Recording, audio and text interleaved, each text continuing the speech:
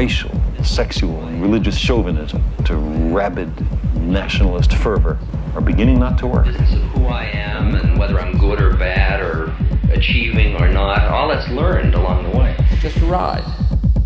And we can change it anytime we want. It's only a choice. No effort, no work, no job, no savings of money. I realized that I had the game wrong. That the game was to find out what I already was.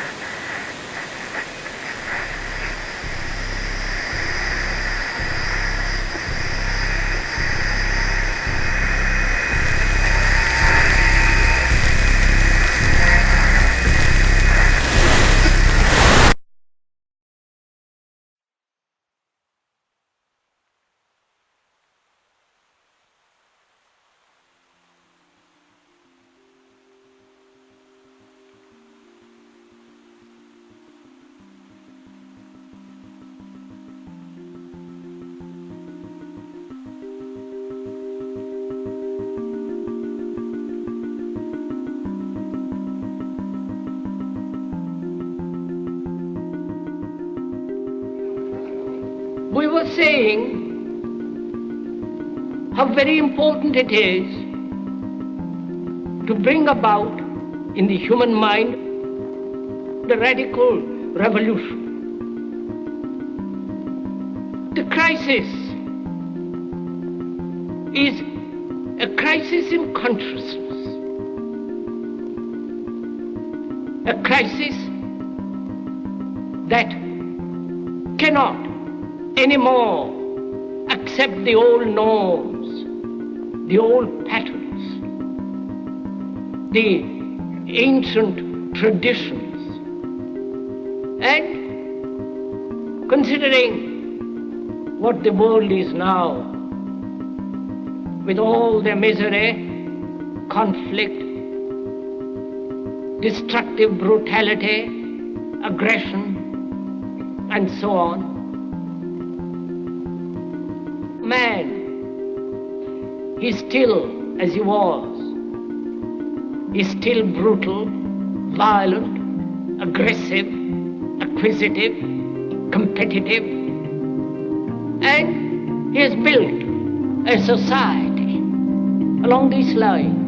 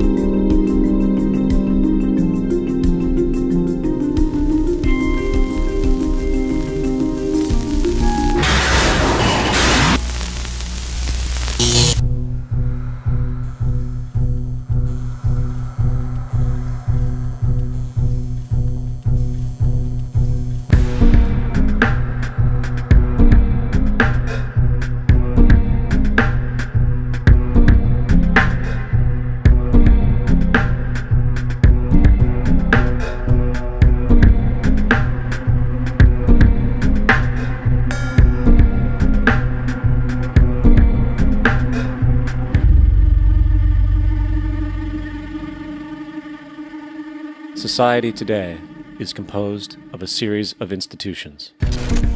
From political institutions, legal institutions, religious institutions, to institutions of social class, familial values, and occupational specialization, it is obvious the profound influence these traditionalized structures have in shaping our understandings and perspectives. Yet, of all the social institutions we are born into, directed by, and conditioned upon, there seems to be no system as taken for granted and misunderstood as the monetary system. Taking on nearly religious proportions, the established monetary institution exists as one of the most unquestioned forms of faith there is.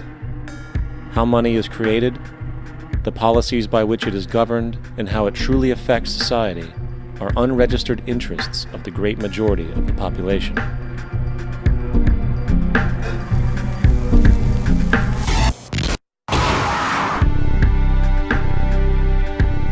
In a world where 1% of the population owns 40% of the planet's wealth, in a world where 34,000 children die every single day from poverty and preventable diseases, and where 50% of the world's population lives on less than $2 a day, one thing is clear: something is very wrong. And whether we are aware of it or not, the lifeblood of all of our established institutions, and thus society itself, is money. Therefore, understanding this institution of monetary policy is critical to understanding why our lives are the way they are. Unfortunately, economics is often viewed with confusion and boredom. Endless streams of financial jargon coupled with intimidating mathematics quickly deters people from attempts at understanding it. However, the fact is, the complexity associated with the financial system is a mere mask, designed to conceal one of the most socially paralyzing structures humanity has ever endured.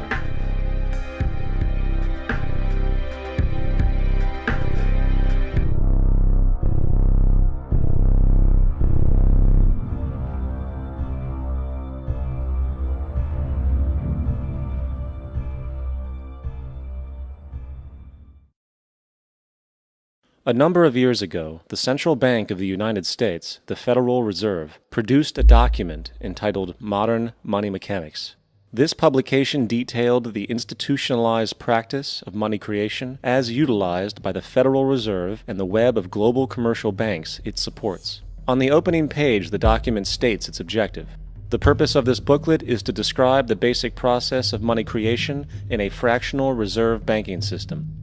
It then proceeds to describe this fractional reserve process through various banking terminology, a translation of which goes something like this. The United States government decides it needs some money, so it calls up the Federal Reserve and requests, say, $10 billion. The Fed replies, saying, sure, we'll buy $10 billion in government bonds from you. So the government takes some pieces of paper, paints some official-looking designs on them, and calls them treasury bonds. Then it puts a value on these bonds to the sum of $10 billion and sends them over to the Fed. In turn, the people at the Fed draw up a bunch of impressive pieces of paper themselves, only this time calling them Federal Reserve notes, also designating a value of $10 billion to the Fed. The Fed then takes these notes and trades them for the bonds. Once this exchange is complete, the government then takes the $10 billion in Federal Reserve notes and deposits it into a bank account. And upon this deposit, the paper notes officially become legal tender money, adding $10 billion to the U.S. money supply. And there it is. $10 billion in new money has been created. Of course, this example is a generalization, for, in reality, this transaction would occur electronically, with no paper used at all. In fact, only 3% of the U.S. money supply exists in physical currency. The other 97% essentially exists in computers alone. Now, government bonds are, by design, instruments of debt, and when the Fed purchases these bonds, with money it essentially created out of thin air, the government is actually promising to pay back that money to the Fed. In other words, the money was created out of debt. This mind-numbing paradox of how money or value can be created out of debt or a liability will become more clear as we further this exercise. So, the exchange has been made and now $10 billion sits in a commercial bank account. Here's where it gets really interesting. For as based on the fractional reserve practice, that $10 billion deposit instantly becomes part of the bank's reserves, just as all deposits do. And regarding reserve requirements, as stated in Modern Money Mechanics, a bank must maintain legally required reserves equal to a prescribed percentage of its deposits. It then quantifies this by stating, under current regulations, the reserve requirement against most transaction accounts is 10%. This means that with a $10 billion deposit, 10%, or $1 billion, is held as the required reserve, while the other $9 billion is considered an excessive reserve and can be used as the basis for new loans. Now, it is logical to assume that this $9 billion is literally coming out of the existing $10 billion deposit, However, this is actually not the case. What really happens is that the $9 billion is simply created out of thin air on top of the existing $10 billion deposit.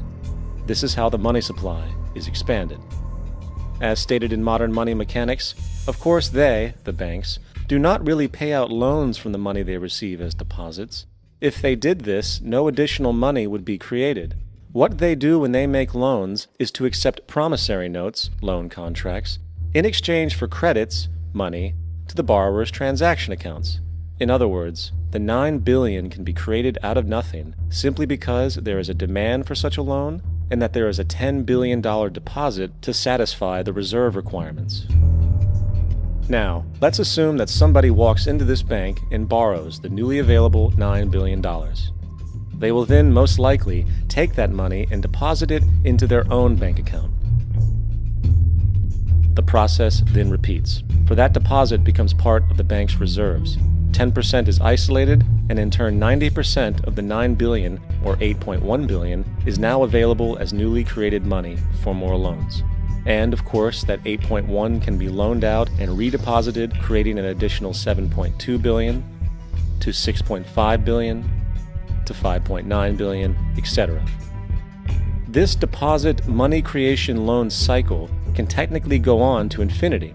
The average mathematical result is that about $90 billion can be created on top of the original $10 billion. In other words, for every deposit that ever occurs in the banking system, about 9 times that amount can be created out of thin air. Money jitters? Ask the obliging Bank of America for a jar of soothing instant money, M-O-N-E-Y, in the form of a convenient personal loan. So, now that we understand how money is created by this fractional reserve banking system, a logical yet elusive question might come to mind. What is actually giving this newly created money value? The answer? The money that already exists. The new money essentially steals value from the existing money supply. For the total pool of money is being increased irrespective to demand for goods and services. And as supply and demand finds equilibrium, prices rise, diminishing the purchasing power of each individual dollar. This is generally referred to as inflation, and inflation is essentially a hidden tax on the public. What is the advice that you generally get? And that is inflate the currency. They don't say debase the currency. They don't say devalue the currency. They don't say cheat the people who are saved. They say lower the interest rates. The real deception is when we distort the value of money. When we create money out of thin air, we have no savings, and yet there's so-called capital.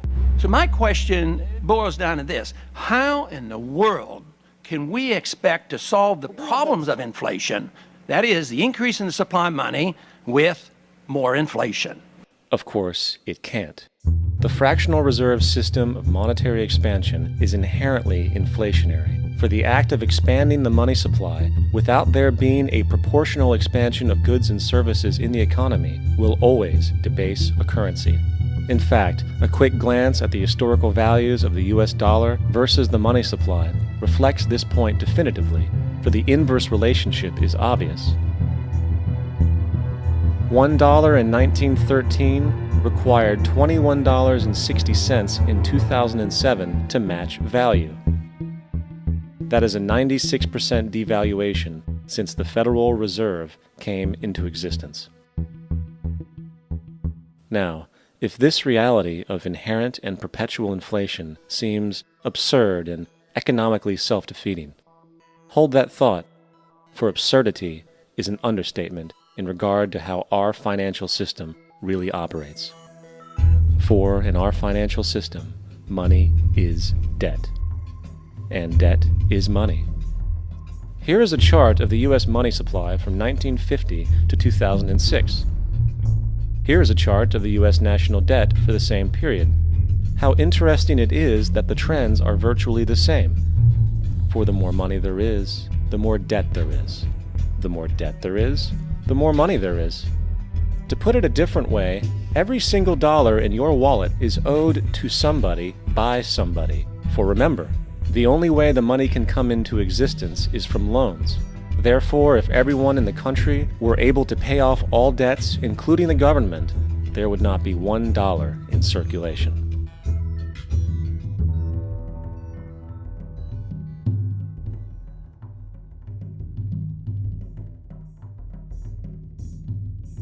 In fact, the last time in American history the national debt was completely paid off was in 1835 after President Andrew Jackson shut down the central bank that preceded the Federal Reserve.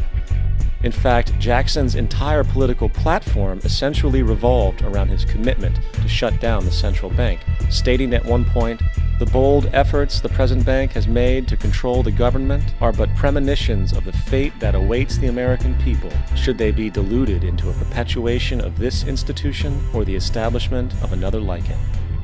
Unfortunately, his message was short-lived, and the international bankers succeeded to install another central bank in 1913, the Federal Reserve.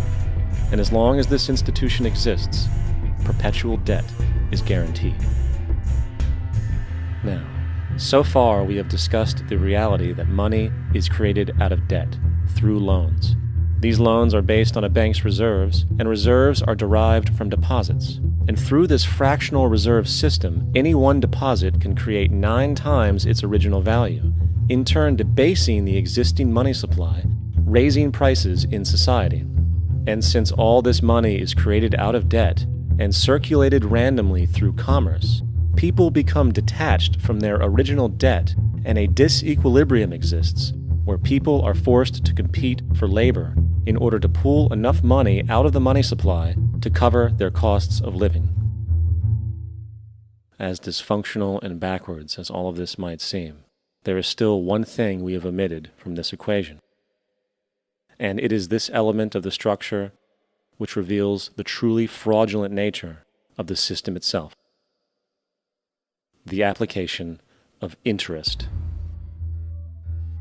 When the government borrows money from the Fed, or when a person borrows money from a bank, it almost always has to be paid back with accrued interest.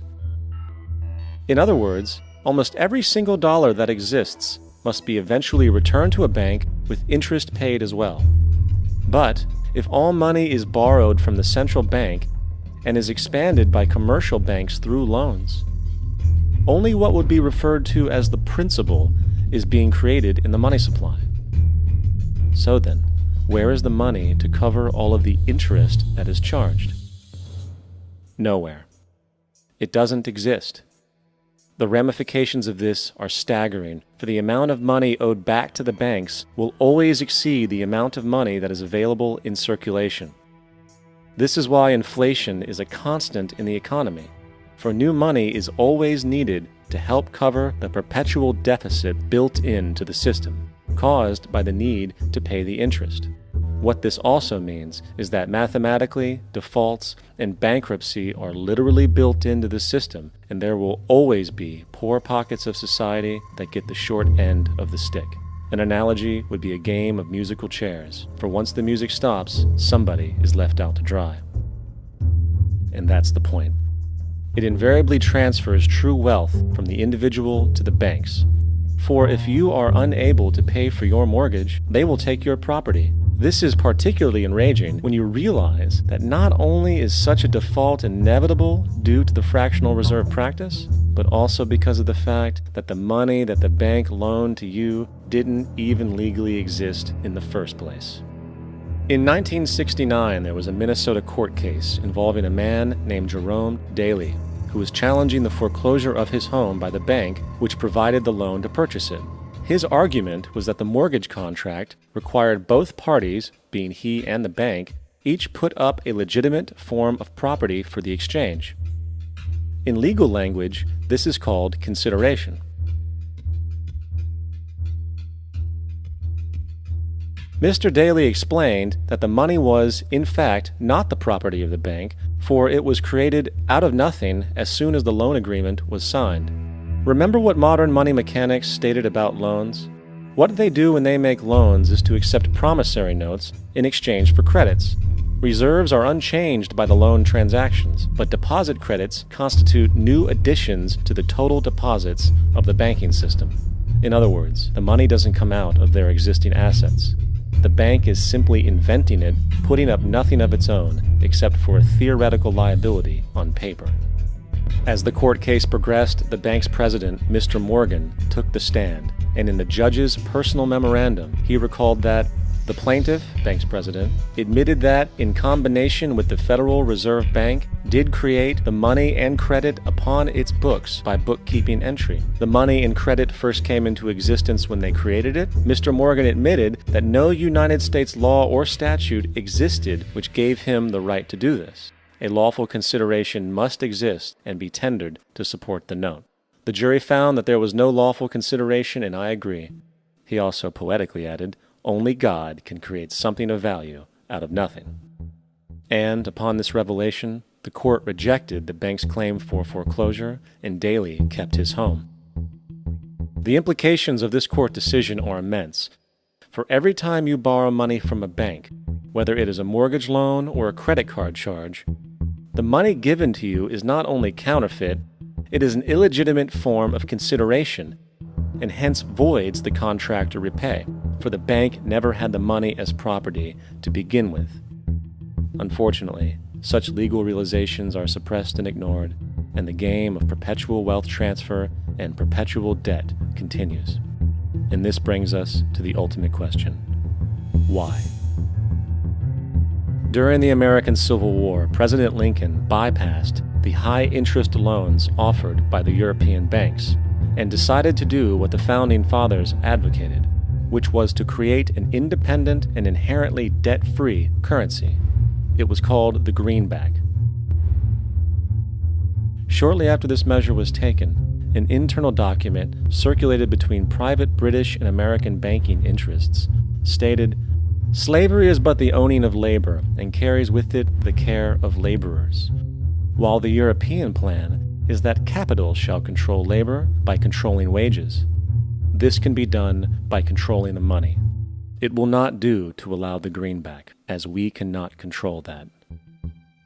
The fractional reserve policy perpetrated by the Federal Reserve, which has spread in practice to the great majority of banks in the world, is, in fact, a system of modern slavery.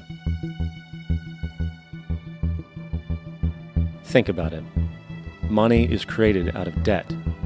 And what do people do when they are in debt? They submit to employment to pay it off. But if money can only be created out of loans, how can society ever be debt-free? It can't. And that's the point. And it is the fear of losing assets coupled with the struggle to keep up with the perpetual debt and inflation inherent in the system, compounded by the inescapable scarcity within the money supply itself, created by the interest that can never be repaid, that keeps the wage slave in line, running on the hamster wheel with millions of others, in effect powering an empire that truly benefits only the elite at the top of the pyramid. For, at the end of the day, who are you really working for? The banks. Money is created in a bank and invariably ends up in a bank. They are the true masters, along with the corporations and governments they support. Physical slavery requires people to be housed and fed. Economic slavery requires people to feed and house themselves. It is one of the most ingenious scams for social manipulation ever created, and at its core, it is an invisible war against the population. Debt is the weapon used to conquer and enslave societies, and interest is its prime ammunition. And as the majority walks around oblivious to this reality, the banks, in collusion with governments and corporations, continue to perfect and expand their tactics of economic warfare, spawning new bases, such as the World Bank and International Monetary Fund, while also inventing a new type of soldier, the birth of the economic hitman.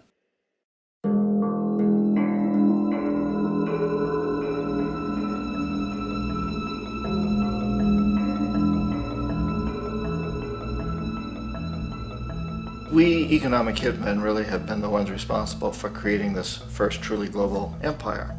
And we work many different ways.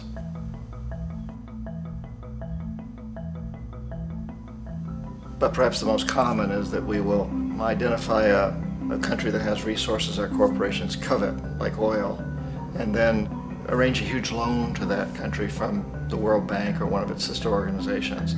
But the money never actually goes to the country. Instead, it goes to our big corporations to build infrastructure projects in that country, power plants, industrial parks, ports, things that benefit a few rich people in that country, in addition to our corporations, but really don't help the majority of the people at all. However, those people, the whole country is left holding a huge debt. It's such a big debt they can't repay it, and that's part of the plan, that they can't repay it. And so at some point, we economic hitmen go back to them and say, listen, you owe us a lot of money, can't pay your debt, so sell your oil real cheap to our oil companies. Allow us to build a military base in your country, or send troops in support of ours to someplace in the world like Iraq, or vote with us on the next UN vote. To have their electric utility company privatized and their water and sewage system privatized and sold to U.S. corporations or other multinational corporations. So there was that whole mushrooming thing, and it's so typical of the way the IMF and the World Bank work, that you put a country in debt, it's such a big debt it can't pay it, and then you offer to refinance that debt and pay even more interest. And you demand this quid pro quo, which you call a conditionality or good governance, which means basically that they've got to sell off their resources, including many of their social services, their utility companies, their school systems sometimes, their penal systems, their insurance systems, to foreign corporations. So it's a double, triple, quadruple whammy. The precedent for economic hitmen really began back in the early 50s when democratically elected Mossadegh, who was elected in Iran, he was considered to be the hope for democracy in the Middle East and around the world. He was Time Magazine's Man of the Year. But one of the things that he'd run on and began to implement was the idea that foreign oil companies needed to pay the Iranian people a lot more for the oil that they were taking out of Iran. The Iranian people should benefit from their own oil. Strange policy. We didn't like that, of course. But we were afraid to do what we normally were doing, which was to send in the military. Instead, we sent in one CIA agent, Kermit Roosevelt, Teddy Roosevelt's relative. And Kermit went in with a few $1 million and was very, very effective and efficient. And in a short amount of time, he managed to get Mossadegh overthrown and brought in the Shah of Iran to replace him, who always was favorable to oil. And it was extremely effective. Bombs overflow Tehran. Army officers shout that Mossadegh has surrendered and his regime as virtual dictator of Iran is ended. Pictures of the Shah are paraded through the streets as sentiment reverses. The Shah is welcomed home. So back here in the United States, in Washington, people looked around and said, wow, that was easy and cheap. So this established a whole new way of manipulating countries, of creating empire. The only problem with Roosevelt was that he was a card-carrying CIA agent, and had he been caught, the ramifications could have been pretty serious. So very quickly at that point, the decision was made to use private consultants to channel the money through the World Bank or the IMF or one of the other such agencies, to bring in people like me who worked for private companies, so that if we got caught, there would be no governmental ramifications.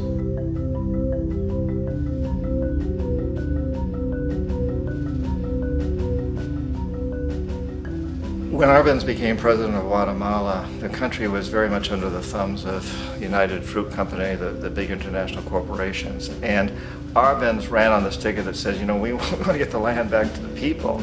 And once he took power, he was implementing policies that would do exactly that, give land rights back to the people. United Fruit didn't like that very much.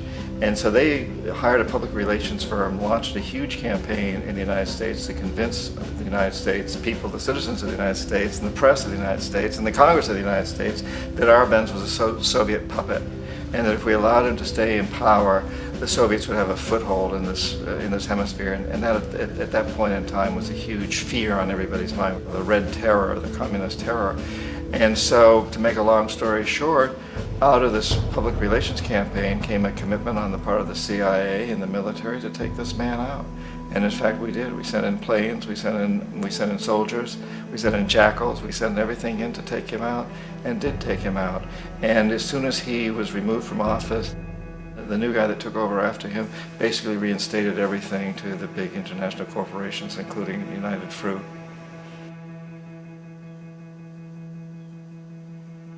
Ecuador for many, many years had been ruled by pro-US dictators, often relatively brutal. Then it was decided that they were going to have a truly democratic election. Jaime Roldos ran for office, and his main goal, he said, as president would be to make sure that Ecuador's resources were used to help the people.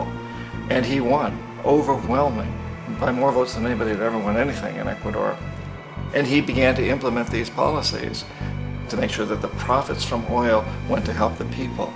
Well, we didn't like that in the United States.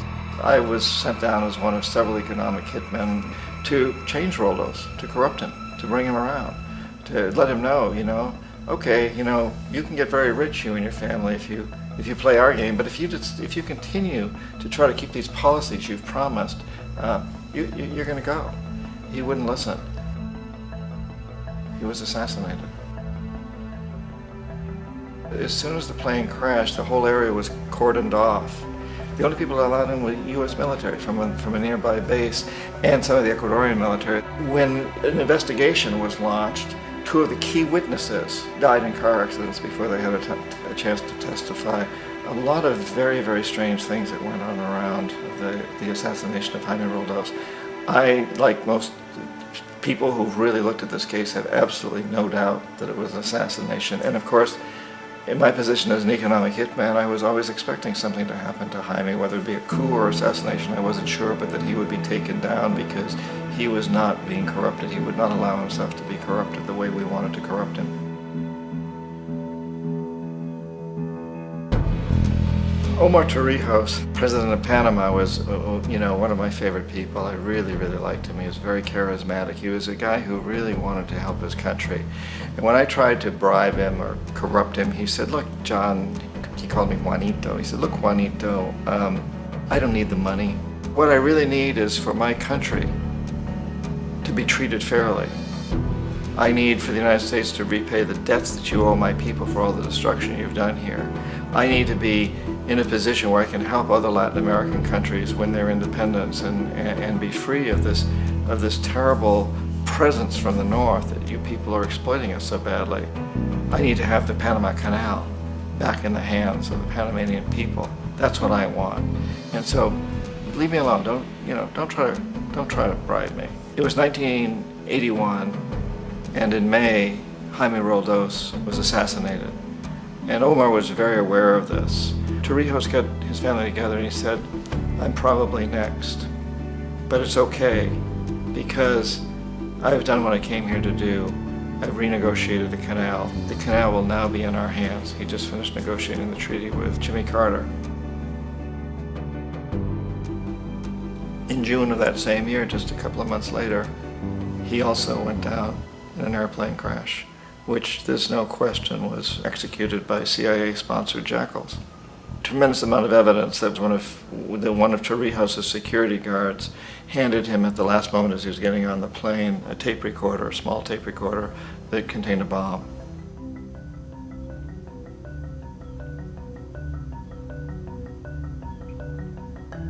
It is interesting to me how this system has continued pretty much the same way for years and years and years, except the economic hitmen have got better and better and better. Then we come up with, very recently, what happened in Venezuela. In 1998, Hugo Chavez gets elected president, following a long line of presidents who had been very corrupt and basically destroyed the economy of the country. And Chavez was elected amidst all that. Chavez stood up to the United States, and he's done it primarily demanding that Venezuelan oil be used to help the Venezuelan people. Well, we didn't like that in the United States. So in 2002, a coup was staged, which there's no question in my mind, and most other people's minds, that the CIA was behind that coup.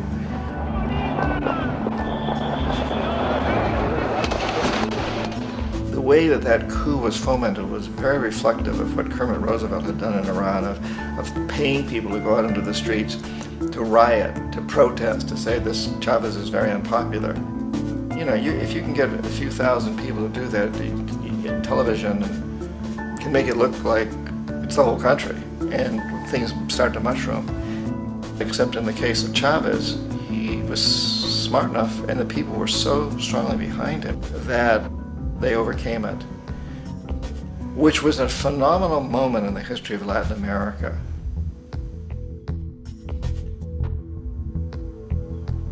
Iraq actually is a perfect example of the way the whole system works. So we economic hitmen are the first line of defense. We go in and we try to corrupt governments and get them to accept these huge loans, which we then use as leverage to basically own them.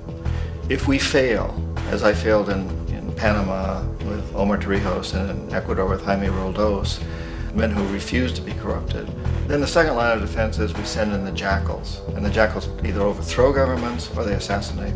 And once that happens and a new government comes in, and boy, it's going to toe the line because the new president knows what will happen if he doesn't.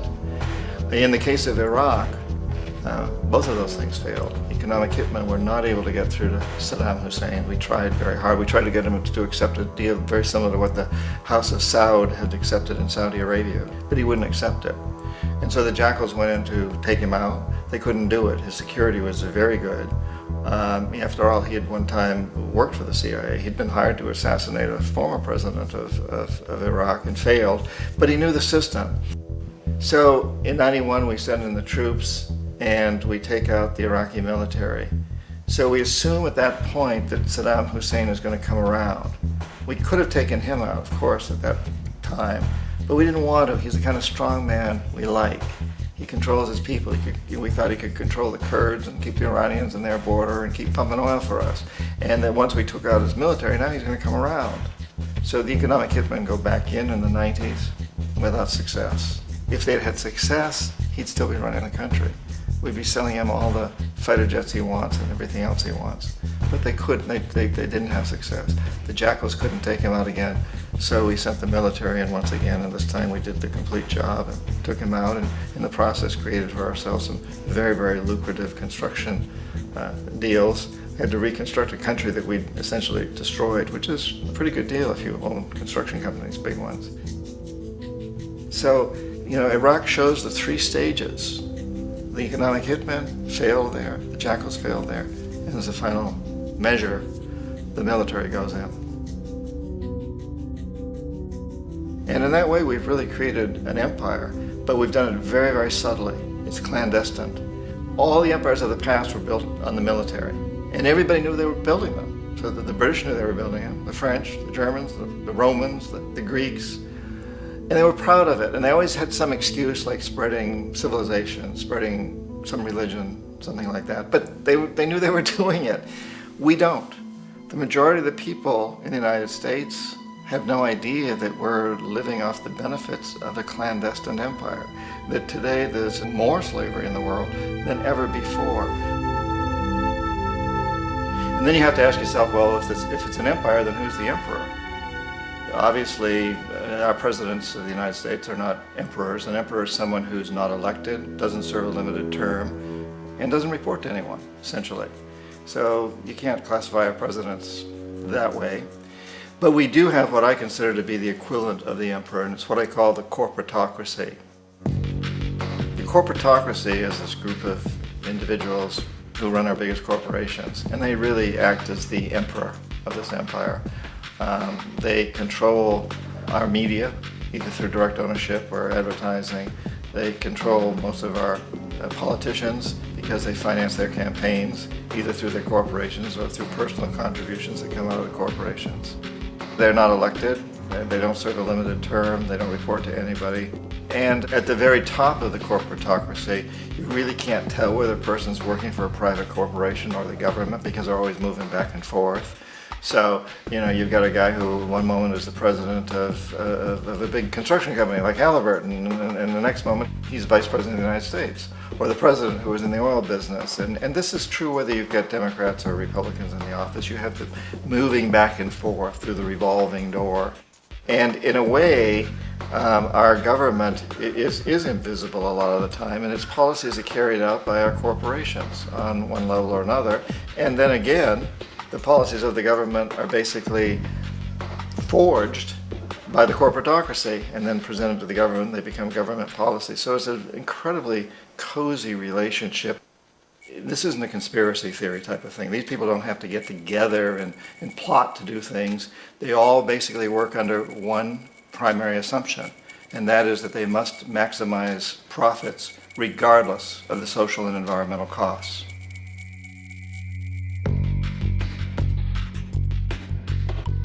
This process of manipulation by the corporatocracy through the use of debt, bribery, and political overthrow is called globalization. Just as the Federal Reserve keeps the American public in a position of indentured servitude through perpetual debt, inflation, and interest, the World Bank and IMF serve this role on a global scale. The basic scam is simple.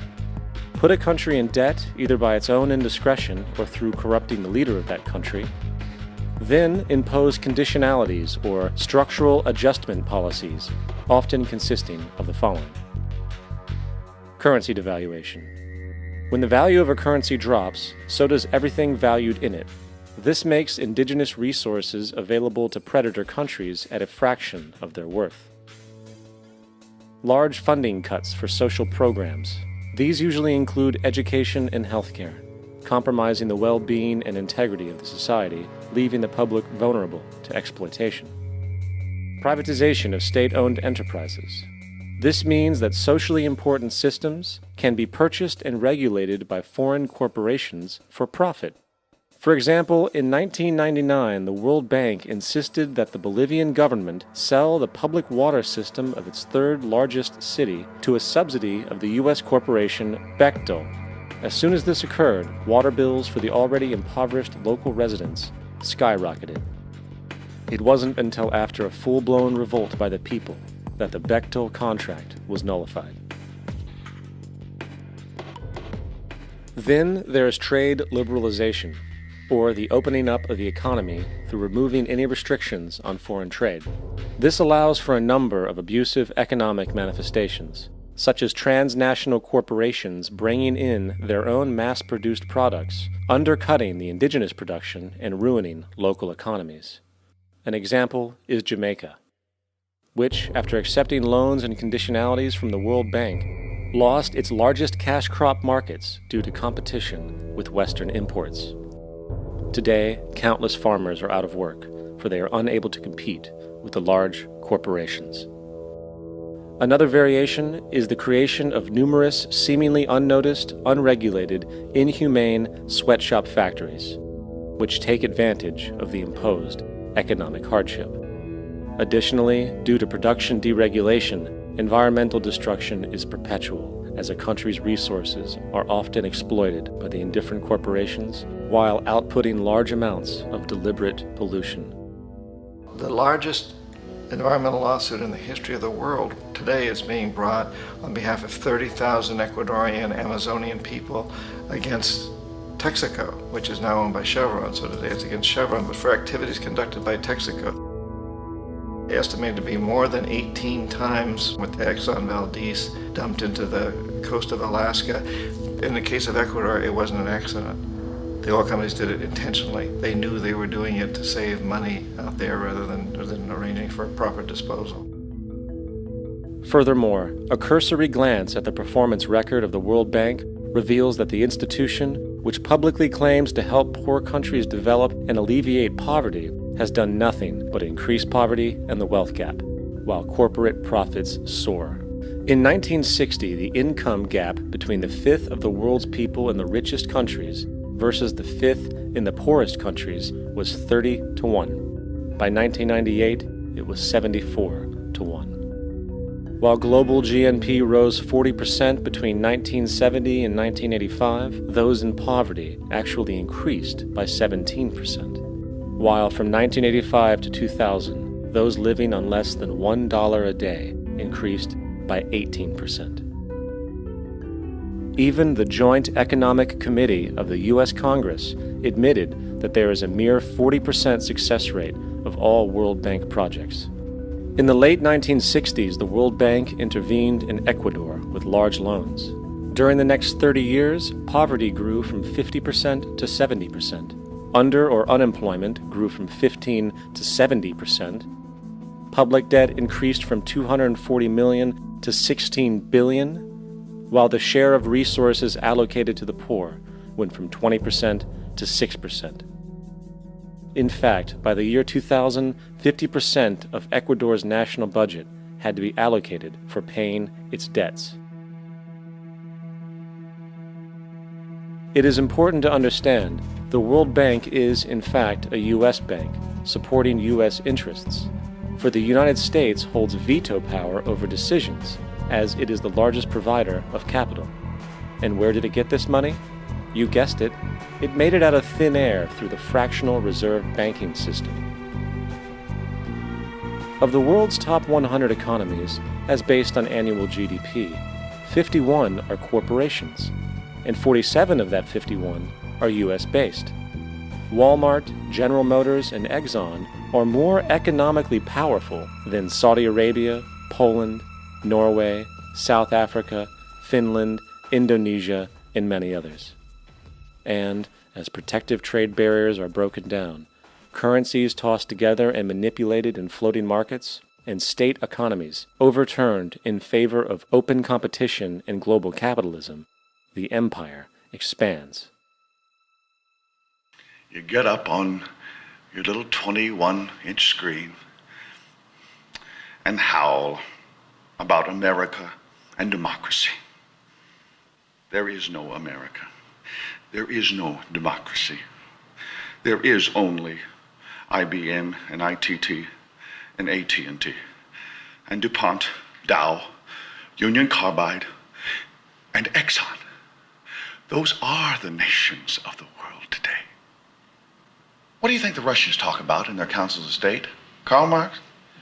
They get out their linear programming charts, statistical decision theories, Minimax solutions, and compute the price-cost probabilities of their transactions and investments, just like we do. We no longer live in a world of nations and ideologies, Mr. Beale.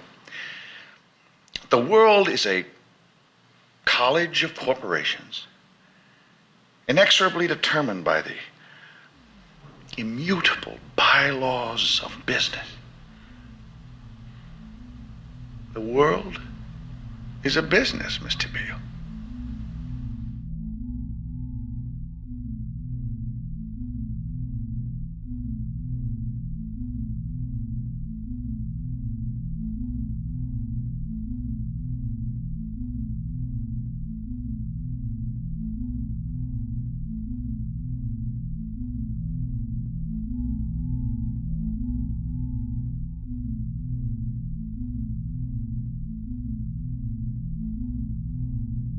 The world is being taken over by a handful of business powers who dominate the natural resources we need to live while controlling the money we need to obtain these resources. The end result will be world monopoly, based not on human life, but financial and corporate power. And as the inequality grows, naturally more and more people are becoming desperate. So the establishment was forced to come up with a new way to deal with anyone who challenges the system. So they gave birth to the terrorist. The term terrorist is an empty distinction, designed for any person or group who chooses to challenge the establishment. This isn't to be confused with the fictional Al-Qaeda, which was actually the name of a computer database for the US-supported Mujahideen in the 1980s.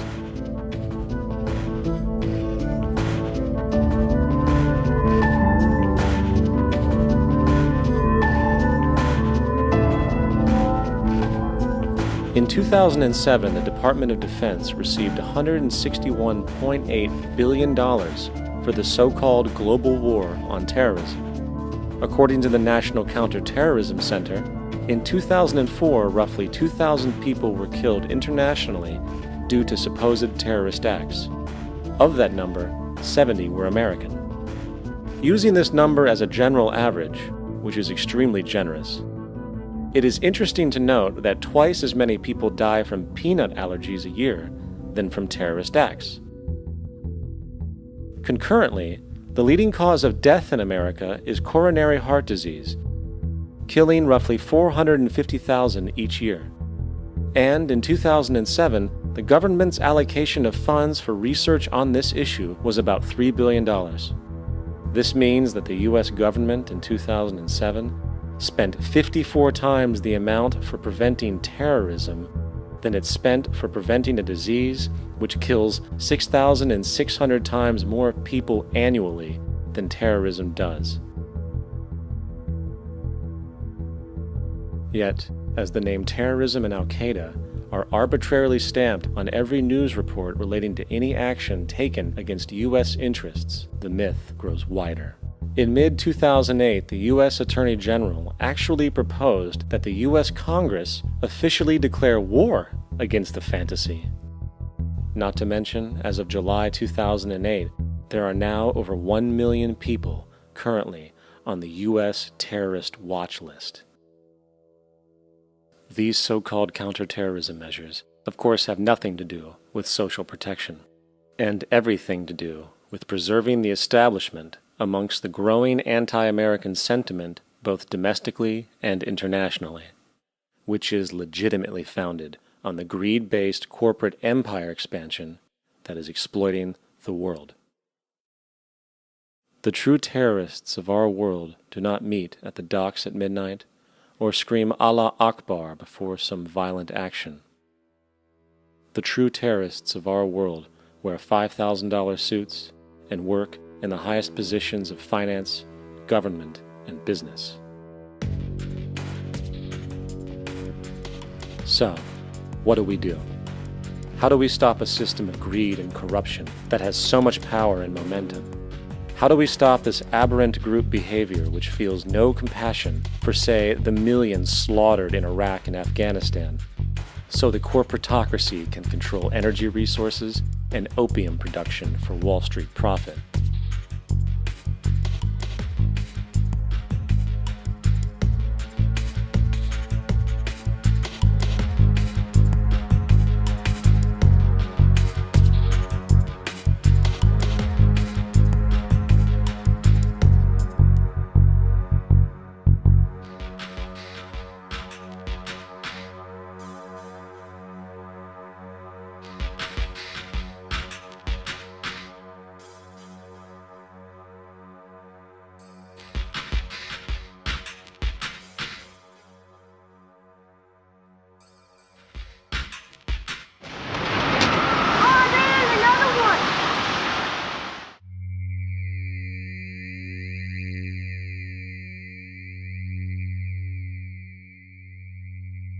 How do we stop a system of greed and corruption that condemns poor populations to sweatshop slavery for the benefit of Madison Avenue?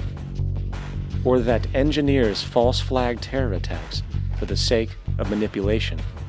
Or that generates built-in modes of social operation which are inherently exploitative?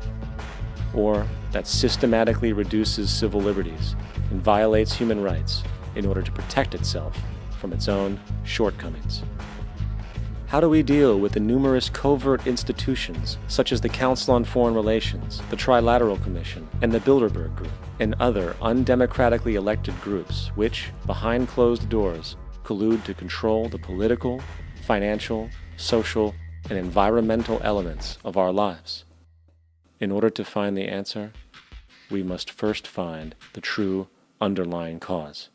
For the fact is, the selfish, corrupt, power, and profit-based groups are not the true source of the problem. They are symptoms.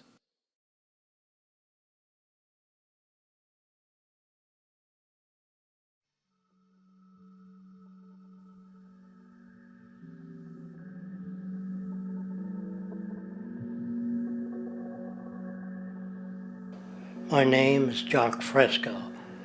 I'm an industrial designer and a social engineer. I'm very much interested in society and developing a system that might be sustainable for all people. First of all, the word corruption is a monetary invention. That aberrant behavior that's disruptive to the well-being of people, Well, you're dealing with human behavior. And human behavior appears to be environmentally determined, meaning if you were raised by the Seminole Indians as a baby, never saw anything else, you'd hold that value system. And this goes for nations, it goes for individuals, for families. They try to indoctrinate their children to their particular faith and their country and make them feel like they're part of that. And they build a society which they call established. They establish a workable point of view and tend to perpetuate that, whereas all societies are really emergent, not established. And so they fight new ideas that would interfere with the establishment. Governments try to perpetuate that which keeps them in power. People are not elected to political office to change things. They're put there to keep things the way they are. So you see, the basis of corruption is in our society. Let me make it clear. All nations, then, are basically corrupt because they tend to uphold existing institutions. I don't mean to uphold or downgrade all nations, but communism, socialism, fascism, the free enterprise system, and all other subcultures are the same. They are all basically corrupt. The most fundamental characteristic of our social institutions is the necessity for self-preservation. Whether dealing with a corporation, a religion, or a government, the foremost interest is to preserve the institution itself. For instance, the last thing an oil company would ever want is the utilization of energy that was outside of its control, for it makes that company less relevant to society. Likewise, the Cold War and the collapse of the Soviet Union was, in reality, a way to preserve and perpetuate the established economic and global hegemony of the United States. Similarly, religions condition people to feel guilty for natural inclinations, each claiming to offer the only path to forgiveness and salvation. At the heart of this institutional self-preservation lies the monetary system, for it is money that provides the means for power and survival. Therefore, just as a poor person might be forced to steal in order to survive, it is a natural inclination to do whatever is needed to continue an institution's profitability. This makes it inherently difficult for profit-based institutions to change, for it puts in jeopardy not only the survival of large groups of people, but also the coveted materialistic lifestyles associated with affluence and power. Therefore, the paralyzing necessity to preserve an institution, regardless of its social relevance, is largely rooted in the need for money or profit.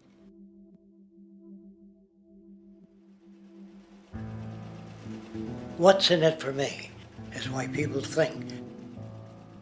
And so if a man makes money selling a certain product, naturally he's going to fight the existence of another product that may threaten his institution. Therefore, people cannot be fair, and people do not trust each other. A guy will come over to you and say, I got just the house you're looking for. He's a salesman. When a doctor says, I think your kidney has to come out, I don't know if he's trying to pay off a yacht or that my kidney has to come out. It's hard in a monetary system to trust people.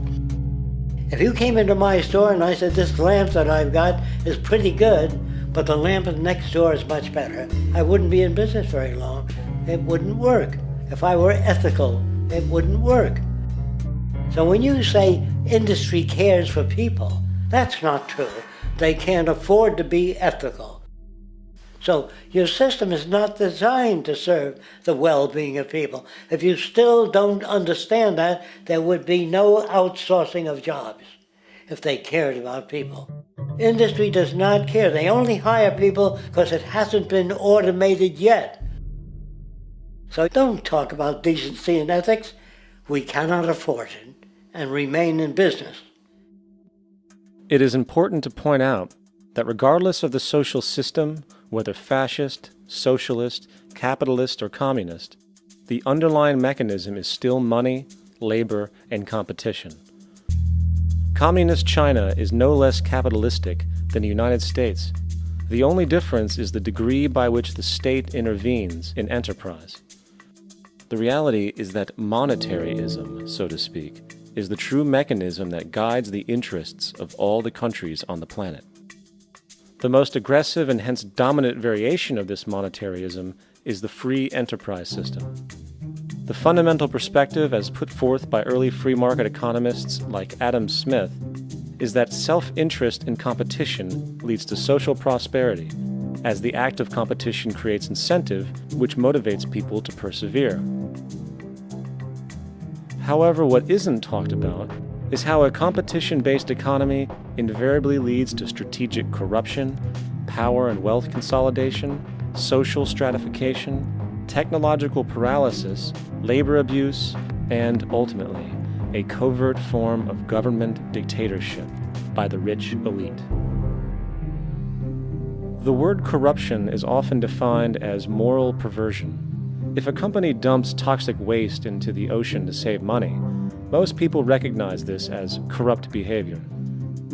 On a more subtle level, when Walmart moves into a small town and forces small businesses to shut down for they are unable to compete, a gray area emerges.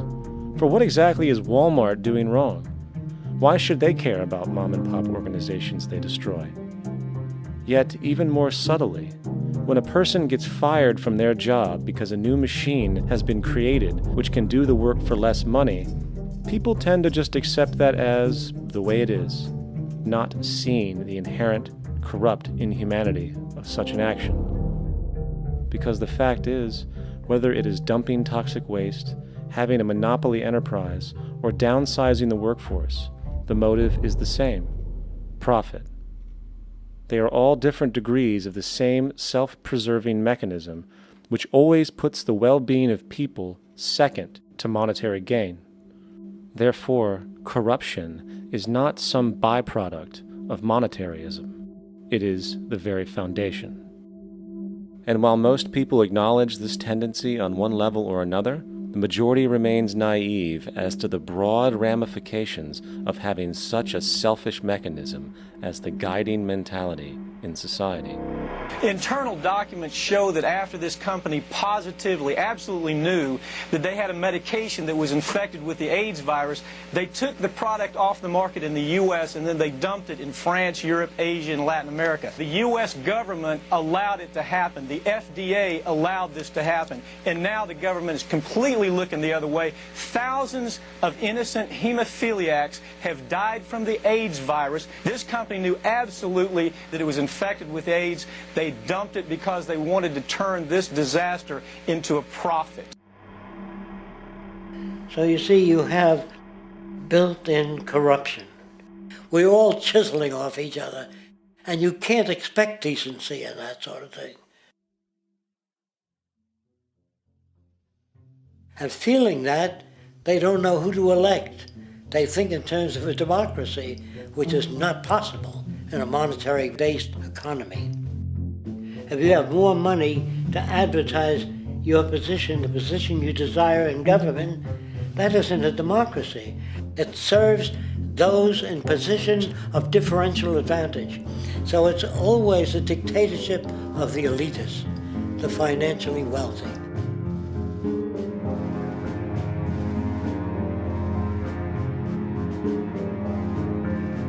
It is an interesting observation to note how seemingly unknown personalities magically appear on the scene as presidential candidates.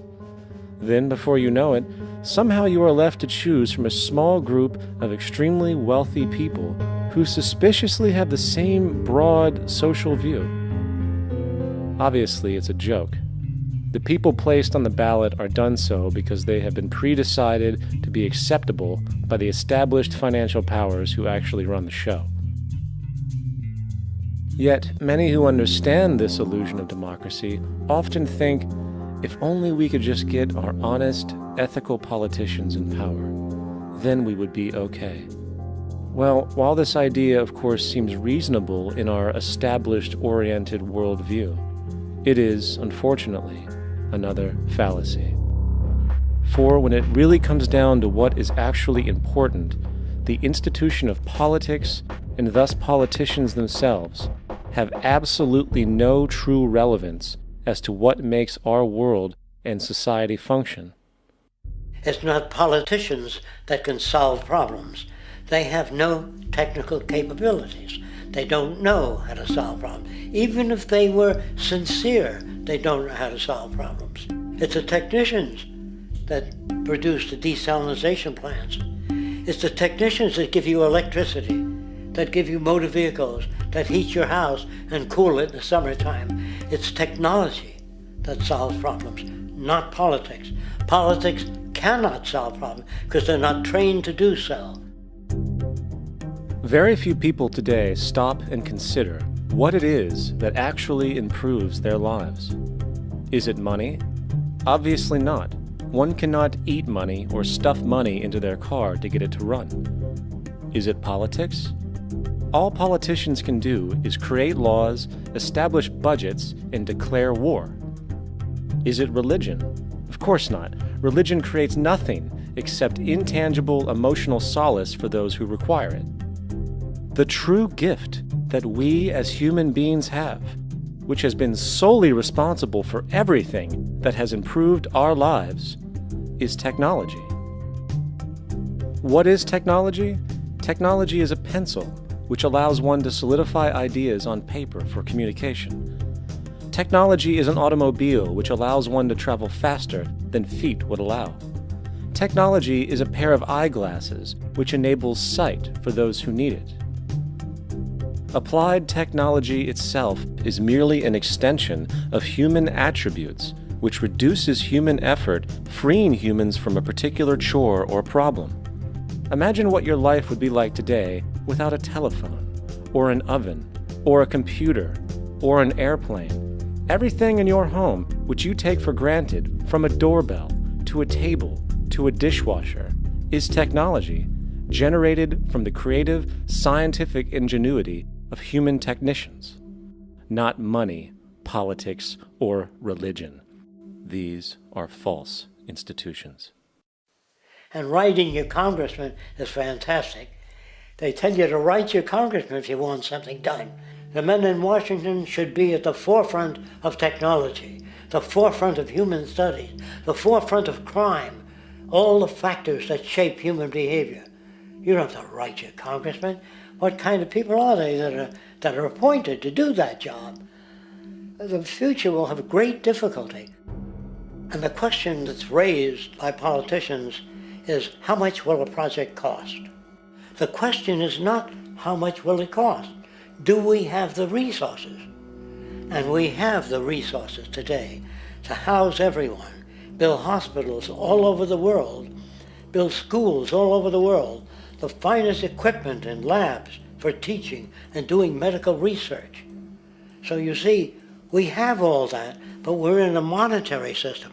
And in a monetary system, there's profit. And what is the fundamental mechanism that drives the profit system besides self-interest? What is it exactly that maintains that competitive edge at its core? Is it high efficiency and sustainability? No, that isn't part of their design. Nothing produced in our profit-based society is even remotely sustainable or efficient. If it was, there wouldn't be a multi-million-dollar-a-year service industry for automobiles. Nor would the average lifespan for most electronics be less than 3 months before they're obsolete. Is it abundance? Absolutely not. Abundance, as based on the laws of supply and demand, is actually a negative thing. If a diamond company finds 10 times the usual amount of diamonds during their mining, it means the supply of diamonds has increased, which means the cost and profit per diamond drops. The fact is, efficiency, sustainability, and abundance are enemies of profit. To put it into a word, it is the mechanism of scarcity that increases profits. What is scarcity? Based on keeping products valuable. Slowing up production on oil raises the price. Maintaining scarcity of diamonds keeps the price high. They burn diamonds at the Kimberley diamond mines. They're made of carbon. That keeps the price up.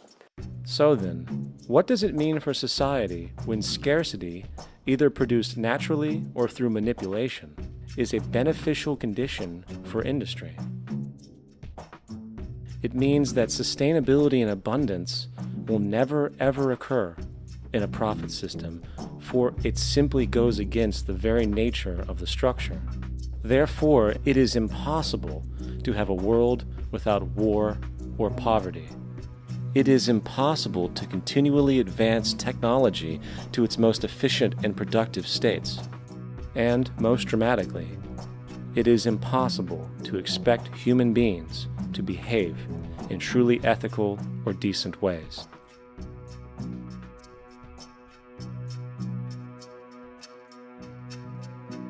People use the word instinct because they can't account for the behavior. They sit back and they evaluate with their lack of knowledge, and they say things like, humans are built a certain way, greed is a natural thing, as though they've worked for years on it, and it's no more natural than wearing clothing. What we want to do is to eliminate the causes of the problems, eliminate the processes that produce greed and bigotry and prejudice and people taking advantage of one another and elitism, eliminating the need for prisons and welfare. We have always had these problems because we have always lived within scarcity and barter and monetary systems that produce scarcity. If you eradicate the conditions that generate what you call socially offensive behavior, it does not exist. The guy said, well, isn't that inborn? No, it's not. There is no human nature. There's human behavior, and that's always been changed throughout history. You're not born with bigotry and greed and corruption and hatred. You pick that up within the society. War, poverty, corruption, hunger, misery, human suffering will not change in a monetary system. That is, there'll be very little significant change. It's going to take the redesign of our culture, our values, and it has to be related to the carrying capacity of the earth, not some human opinion or some politician's notions of the way the world ought to be, or some religious notions of the conduct of human affairs. And that's what the Venus Project is about. The society that we're about to talk about is a society that is free of all the old superstitions, incarceration, prisons, police, cruelty, and law. All laws will disappear, and the professions will disappear that are no longer valid, such as stockbrokers, bankers, advertising, gone forever, because it's no longer relevant. When we understand that it is technology devised by human ingenuity which frees humanity and increases our quality of life, we then realize that the most important focus we can have is on the intelligent management of the Earth's resources. For it is from these natural resources we gain the materials to continue our path of prosperity. Understanding this, we then see that money fundamentally exists as a barrier to these resources, for virtually everything has a financial cost. And why do we need money to obtain these resources? Because of real or assumed scarcity. We don't usually pay for air and tap water because it is in such high abundance, selling it would be pointless. So then, logically speaking, if resources and technologies applicable to creating everything in our societies, such as houses, cities, and transportation, were in high enough abundance, there would be no reason to sell anything. Likewise, if automation and machinery was so technologically advanced as to relieve human beings of labor, there would be no reason to have a job. And with these social aspects taken care of, there would be no reason to have money at all. So the ultimate question remains: do we on Earth have enough resources and technological understanding to create a society of such abundance that everything we have now could be available without a price tag and without the need for submission through employment? Yes, we do. We have the resources and technology to enable this at a minimum, along with the ability to raise the standard of living so high that people in the future will look back at our civilization now and gawk at how primitive and immature our society was. What the Venus Project proposes is an entirely different system that's updated to present-day knowledge. We've never given scientists the problem of how do you design a society which would eliminate boring and monotonous jobs, that would eliminate accidents in transportation, that would enable people to have a high standard of living, that would eliminate poisons in our food, that would give us other sources of energy that are clean and efficient. We can do that out there.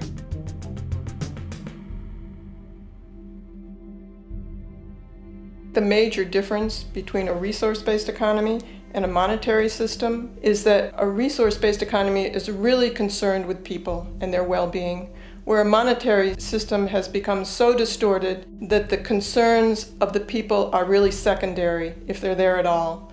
The products that are turned out are for how much money you can get. If there is a problem in society and you can't earn money from solving that problem, then it won't be done. The resource-based economy is really not close to anything that's been tried. And with all our technology today, we can create abundance. It could be used to improve everyone's lifestyle. Abundance all over the world if we use our technology wisely and maintain the environment. It's a very different system, and it's very hard to talk about because the public is not that well enough informed as to the state of technology.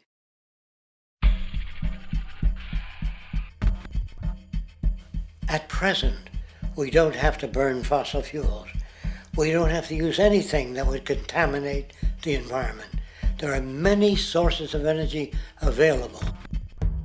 Alternative energy solutions pushed by the establishment, such as hydrogen, biomass, and even nuclear, are highly insufficient, dangerous, and exist only to perpetuate the profit structure that industry has created. When we look beyond the propaganda and self-serving solutions put forth by the energy companies, we find a seemingly endless stream of clean, abundant, and renewable energy for generating power. Solar and wind energy are well known to the public, but the true potential of these mediums remains unexpressed. Solar energy, derived from the sun, has such abundance that 1 hour of light at high noon contains more energy than what the entire world consumes in a year. If we could capture 0.01% of this energy, the world would never have to use oil, gas, or anything else. The question then is not availability, but the technology to harness it. And there are many advanced mediums today which could accomplish just that, if they were not hindered by the need to compete for market share with the established energy power structures. Then there's wind energy. Wind energy has long been denounced as weak, and due to being location-driven, impractical. This is simply not true. The U.S. Department of Energy admitted in 2007 that if wind was fully harvested in just 3 of America's 50 states, it could power the entire nation. And then there are the rather unknown mediums of tidal and wave power. Tidal power is derived from tidal shifts in the ocean. Installing turbines which capture this movement generates energy. In the United Kingdom, 42 sites are currently noted as available, forecasting that 34% of all the UK's energy could come from tidal power alone. Wave power, which extracts energy from the surface motions of the ocean, is estimated to have a global potential of up to 80,000 terawatt-hours a year. This means 50% of the entire planet's energy usage could be produced from this medium alone. Now, it is important to point out that tidal, wave, solar, and wind power requires virtually no preliminary energy to harness, unlike coal, oil, gas, biomass, hydrogen, and all the others. In combination, these 4 mediums alone, if efficiently harnessed through technology, could power the world forever. That being said, there happens to be another form of clean, renewable energy which trumps them all: geothermal power. Geothermal energy utilizes what is called heat mining, which, through a simple process using water, is able to generate massive amounts of clean energy. In 2006, an MIT report on geothermal energy found that 13,000 zettajoules of power are currently available in the Earth, with the possibility of 2,000 zettajoules being easily tappable with improved technology. The total energy consumption of all the countries on the planet is about half of a zettajoule a year. This means about 4,000 years of planetary power could be harnessed in this medium alone. And when we understand that the Earth's heat generation is constantly renewed, this energy is really limitless and could be used forever. These energy sources are only a few of the clean, renewable mediums available, and as time goes on, we will find more. The grand realization is that we have total energy abundance without the need for pollution, traditional conservation, or, in fact, a price tag. And what about transportation? The prevailing means of transportation in our societies is by automobile and aircraft, both of which predominantly need fossil fuels to run. In the case of the automobile, the battery technology needed to power an electric car that can go over 100 miles an hour for over 200 miles on one charge exists, and has existed for many years. However, due to battery patents controlled by the oil industry, which limits their availability to maintain market share, coupled with political pressure from the energy industry, the accessibility and affordability of this technology is limited. There is absolutely no reason other than pure, corrupt profit interest that every single vehicle in the world cannot be electric and utterly clean, with zero need for gasoline.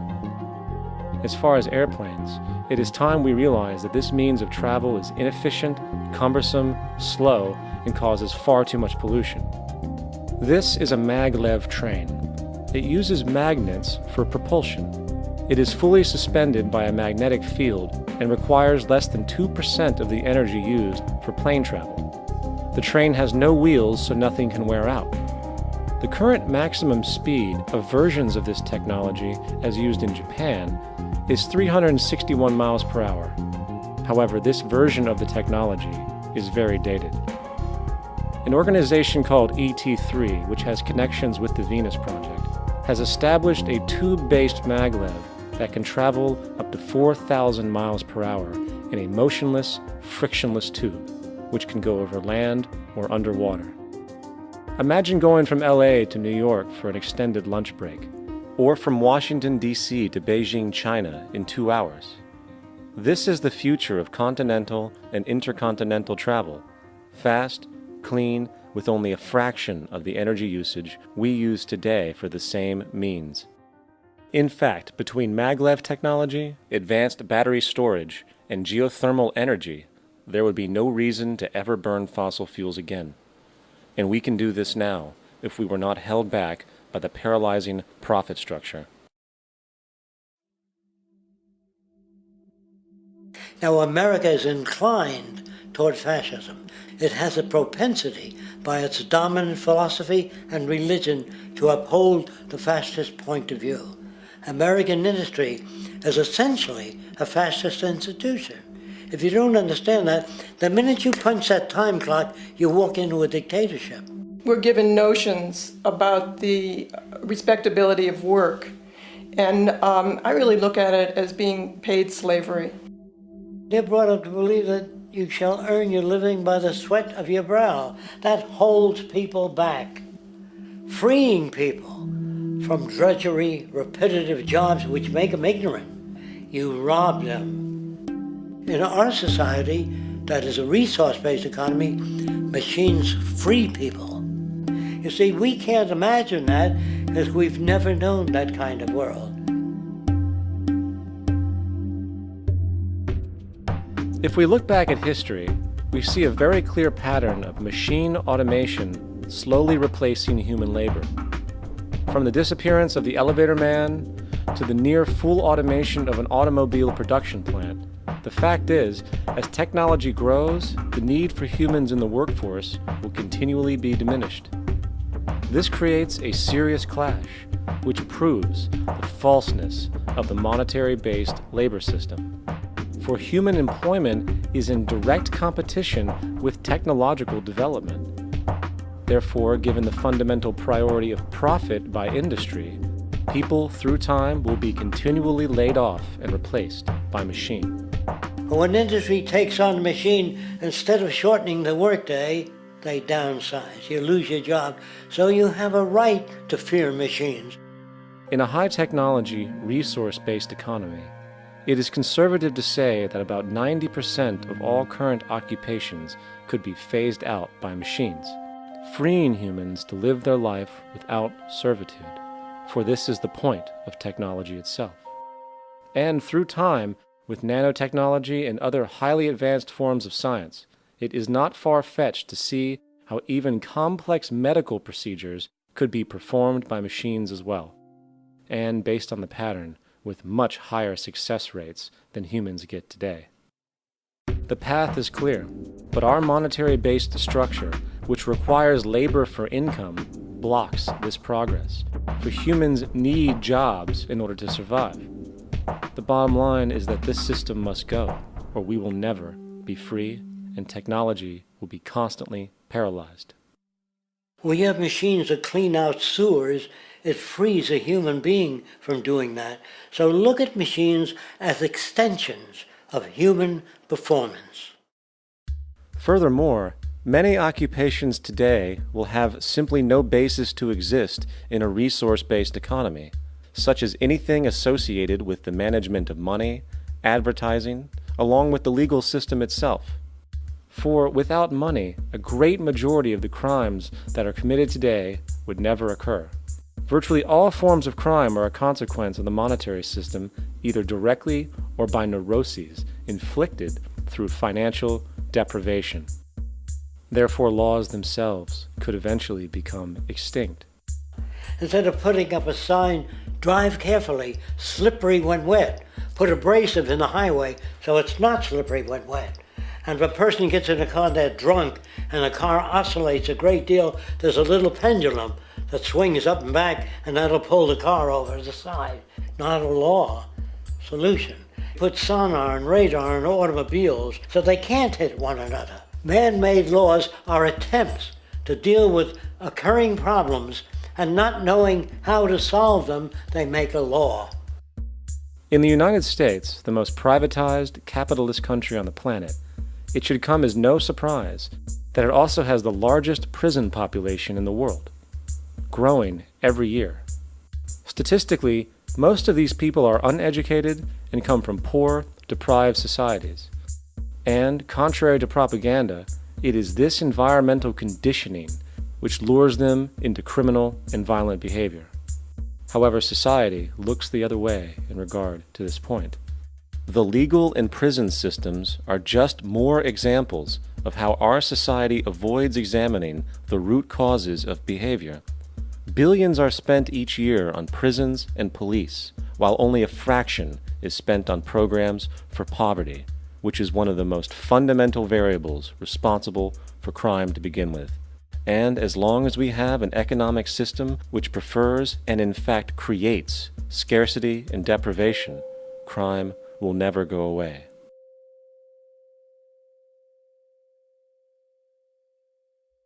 If people have access to the necessities of life without servitude, debt, barter, trade, they behave very differently. You want all these things available without a price tag. Now then, you gotta have a price tag. Well, what'll motivate people? Man gets everything he wants, he just lay around in the sun. This is the myth they perpetuate. People in our culture are trained to believe that the monetary system produces incentive. If they have access to things, why should they want to do anything? They will lose their incentive. That's what you're taught to support the monetary system. When you take money out of the scenario, there would be different incentives, very different incentives. When people have access to the necessities of life, their incentives change.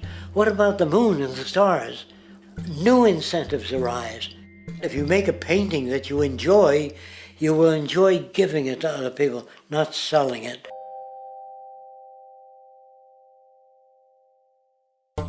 I think most of the education that I've seen today is essentially producing a person for a job. It's very specialized. They're not generalists. People don't know a lot about a lot of different subjects.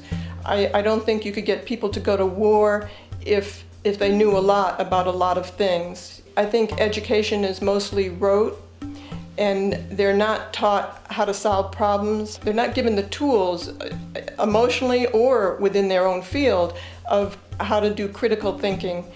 A resource-based economy, the education would be very different. Our society's major concern is mental development and to motivate each person to their highest potential. Because our philosophy is the smarter people are, the richer the world, because everybody becomes a contributor. The smarter your kids are, the better my life will be, because they'll be contributing more constructively to the environment and to my life, because everything that we devise within a resource-based economy would be applied to society. There would be nothing to hold it back. Patriotism, weapons, armies, navies, all that is a sign that we're not civilized yet. Kids will ask their parents, didn't you see the necessity of the machines? Dad, couldn't you see that war was inevitable when you produce scarcity? Isn't it obvious? Of course the kid will understand that you were pinheads, raised merely to serve the established institutions. We're such an abominable, sick society that we won't make the history book. They just say that large nations took land from smaller nations, used force and violence. You'll get history talked about as corrupt behavior all the way along until the beginning of the civilized world. That's when all the nations work together. World unification, working toward common good for all human beings, and without anyone being subservient to anyone else.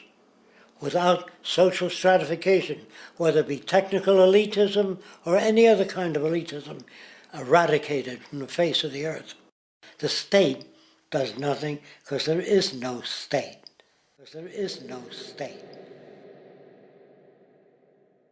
The system I advocate, a resource-based global economy, is not perfect. It's just a lot better than what we have. We can never achieve perfection.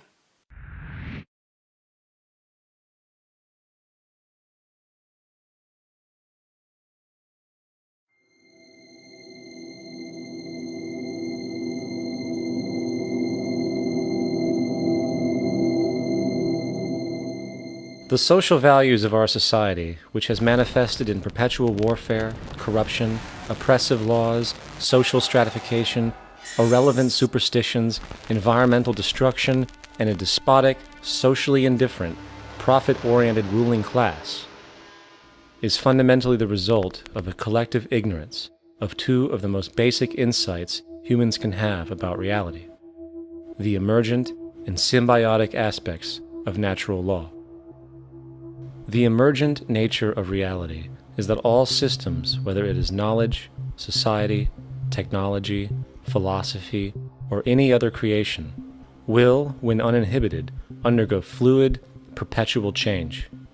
What we consider commonplace today, such as modern communication and transportation, would have been unimaginable in ancient times. Likewise, the future will contain technologies, realizations, and social structures that we cannot even fathom in the present. We have gone from alchemy to chemistry, from a geocentric universe to a heliocentric, from believing that demons were the cause of illness to modern medicine. This development shows no sign of ending, and it is this awareness that aligns us and leads us on a continuous path to growth and progress. Static, empirical knowledge does not exist. Rather, it is the insight of the emergence of all systems we must recognize. This means we must be open to new information at all times, even if it threatens our current belief system and hence identities. Sadly, society today has failed to recognize this, and the established institutions continue to paralyze growth by preserving outdated social structures. Simultaneously, the population suffers from a fear of change, for their conditioning assumes a static identity, and challenging one's belief system usually results in insult and apprehension, for being wrong is erroneously associated with failure, when, in fact, to be proven wrong should be celebrated, for it is elevating someone to a new level of understanding, furthering awareness. The fact is, there is no such thing as a smart human being, for it is merely a matter of time before their ideas are updated, changed, or eradicated. And this tendency to blindly hold on to a belief system, sheltering it from new, possibly transforming information, is nothing less than a form of intellectual materialism. The monetary system perpetuates this materialism not only by its self-preserving structures, but also through the countless number of people who have been conditioned into blindly and thoughtlessly upholding these structures, therefore becoming self-appointed guardians of the status quo. Sheep, which no longer need a sheepdog to control them, for they control each other by ostracizing those who step out of the norm. This tendency to resist change and uphold existing institutions for the sake of identity, comfort, power, and profit is completely unsustainable and will only produce further imbalance, fragmentation, distortion, and invariably, destruction. It's time to change. From hunters and gatherers to the agricultural revolution to the industrial revolution, the pattern is clear. It is time for a new social system which reflects the understandings we have today. The monetary system is a product of a period of time where scarcity was a reality. Now, with the age of technology, it is no longer relevant to society. Gone with the aberrant behavior it manifests. Likewise, dominant worldviews, such as theistic religion, operate with the same social irrelevancy. Islam, Christianity, Judaism, Hinduism, and all of the others exist as barriers to personal and social growth, for each group perpetuates a closed worldview, and this finite understanding that they acknowledge is simply not possible in an emergent universe. Yet, religion has succeeded in shutting down the awareness of this emergence by instilling the psychological distortion of faith upon its followers, where logic and new information is rejected in favor of traditionalized, outdated beliefs. The concept of God is really a method of accounting for the nature of things.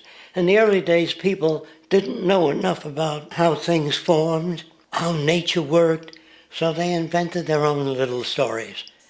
And they made God in their own image. A guy that gets angry. When people don't behave right, he creates floods and earthquakes. They say it's an act of God. A cursory glance at the suppressed history of religion reveals that even the foundational myths themselves are emergent culminations, developed through influence over time. For example, a cardinal doctrine of the Christian faith is the death and resurrection of Christ. This notion is so important that the Bible itself states, "And if Christ be not risen, then is our preaching vain, and your faith is also vain." Yet it is very difficult to take this account literally, for not only is there no primary source denoting this supernatural event in secular history, awareness of the enormous number of pre-Christian saviors who also died and were resurrected immediately puts the story in mythological territory by association. Early church figures such as Tertullian went to great lengths to break these associations, even claiming that the devil caused the similarities to occur, stating in the 2nd century, "The devil, whose business is to pervert the truth, mimics the exact circumstance of the divine sacraments. He baptizes his believers and promises forgiveness of sins. He celebrates the oblation of bread and brings in the symbol of the resurrection. Let us therefore acknowledge the craftiness of the devil, who copied certain things of those that be divine." What is truly sad, however, is that when we cease the idea that the stories from Christianity, Judaism, Islam, and all the others are literal history, and accept them for what they really are, which are purely allegorical expressions derived from many faiths, we see that all religions share a common thread, and it is this unifying imperative that needs to be recognized and appreciated. Religious belief has caused more fragmentation and conflict than any other ideology. Christianity alone has 34,000 different subgroups. The Bible is subject to interpretation. When you read it, you say, I think Jesus meant this. I think Job meant that. Oh no, he meant this. So you have the Lutheran, the Seventh-day Adventist, the Catholic, and a church divided is no church at all. And a church divided is no church at all. And this point on division, which is a trademark of all theistic religions, brings us to our second failure of awareness, the false assumption of separation through the rejection of the symbiotic relationship of life.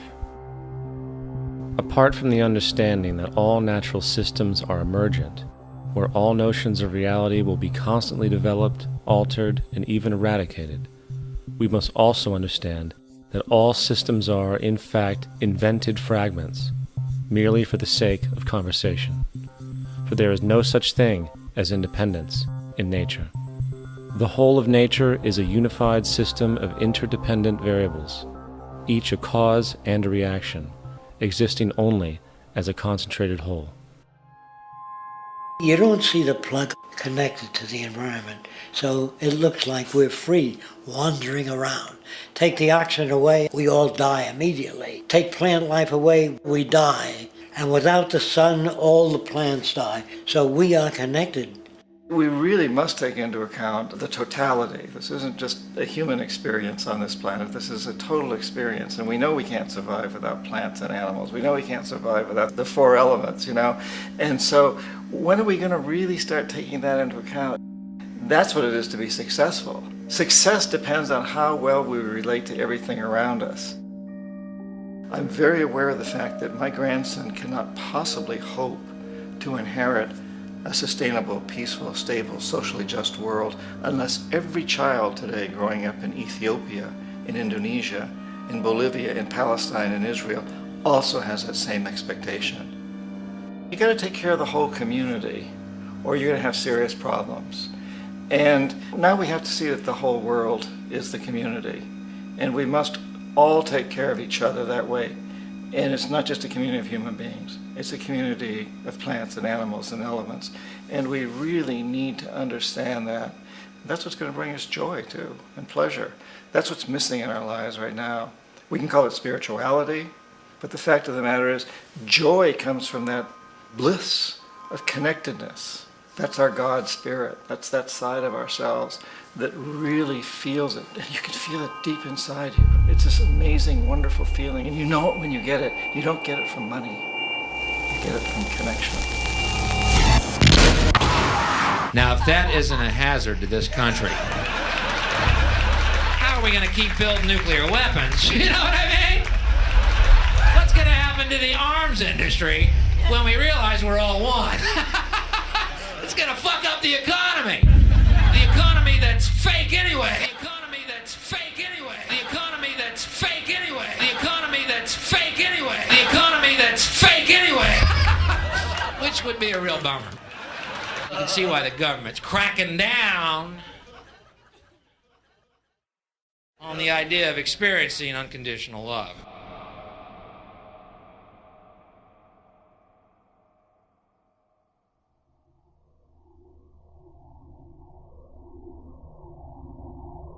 Once we understand that the integrity of our personal existences are completely dependent on the integrity of everything else in our world, we have truly understood the meaning of unconditional love. For love is extensionality, and seeing everything as you and you as everything can have no conditionalities. For, in fact, we are all everything at once.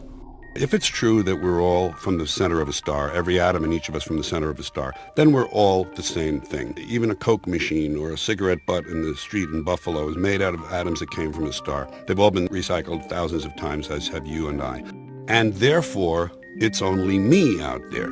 So what is there to be afraid of? What is there that needs solace-seeking? Nothing. There's nothing to be afraid of because it's all us. The trouble is we have been separated by being born and given a name and an identity and being individuated. We've been separated from the oneness, and that's what religion exploits, that people have this yearning to be part of the overall one again. So they exploit that. They call it God. They say he has rules. And I think it's cruel. I think you can do it absent religion.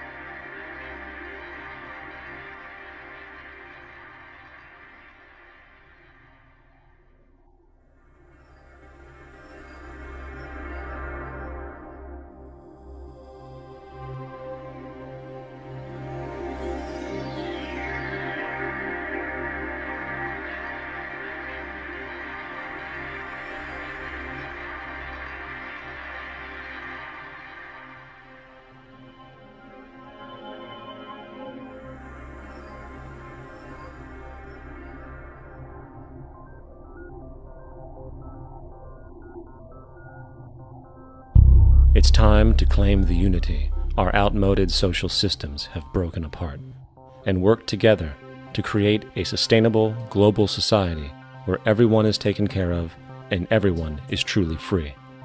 Your personal beliefs, whatever they may be, are meaningless when it comes to the necessities of life. Every human being is born naked, needing warmth, food, water, shelter. Everything else is auxiliary. Therefore, the most important issue at hand is the intelligent management of the Earth's resources.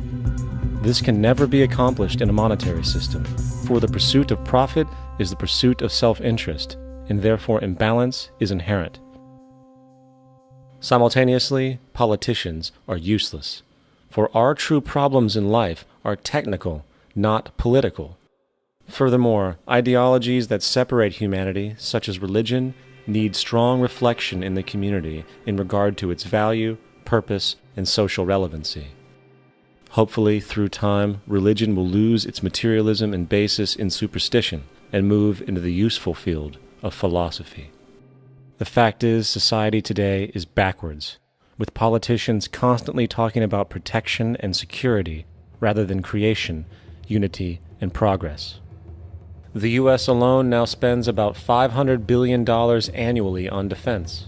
That is enough to send every high school senior in America to a 4-year college. In the 1940s, the Manhattan Project produced the first true weapon of mass destruction.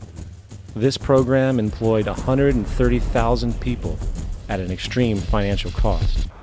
Imagine what our life would be like today if that group of scientists, instead of working on a way of killing people, worked on a way to create a self-sustaining, abundant world. Life today would be very, very different if that was their goal. Instead of weapons of mass destruction, it is time to unleash something much more powerful. Weapons of mass creation. Our true divinity is in our ability to create, and armed with the understanding of the symbiotic connections of life, while being guided by the emergent nature of reality, there is nothing we cannot do or accomplish.